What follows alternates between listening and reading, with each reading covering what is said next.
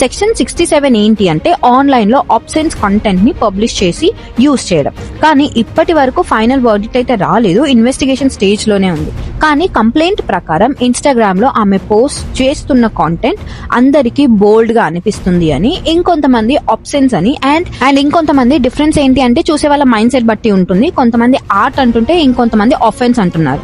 Story ఇక్కడ twist అవుతుంది and paid subscription, money కోసం ఎక్స్క్లూజివ్ కంటెంట్ ఇలాంటివి క్వశ్చనబుల్ గా మారి. అండ్ ఇక్కడ చాలా మందికి వచ్చిన డౌట్ ఏంటి అంటే కంటెంట్ ని సెల్ చేస్తే బిజినెస్ లేదా బౌండరీస్ క్రాస్ చేస్తే క్రైమా? లైన్ చాలా థిన్ గా ఉంటుంది కానీ ఇంపాక్ట్ అయితే చాలా హెవీగా ఉంటుంది. కంప్లైంట్ డైరెక్ట్ గా సైబర్ క్రైమ్ దగ్గరికి ల్యాండ్ అయ్యింది. And section 67 IT act serious matter. Law entry అయితే గేమ్ వేరే లెవెల్ కి మారిపోతుంది. అండ్ కేస్ ఫైల్ అయిందంటే గిల్టీ ప్రూవ్ అయినట్టు కాదు. ఆఫ్ కోర్స్ మరి విష్ణుప్రియ ఎలా రెస్పాండ్ అవుతుంది అంటే యాజ్ ఆఫ్ నౌ తను ఈ కొత్త కేసు పైన సైలెంట్ గానే ఉంది. లాస్ట్ ఇయర్ బెట్టింగ్ యాప్ కేసులో లాయర్ తో వెళ్లి స్టేట్మెంట్ ఇచ్చింది కానీ ఈ పేడ్ సబ్స్క్రిప్షన్ మ్యాటర్ లో మాత్రం ఇంకా అఫీషియల్ గా రెస్పాన్స్ అయితే ఏం రాలేదు.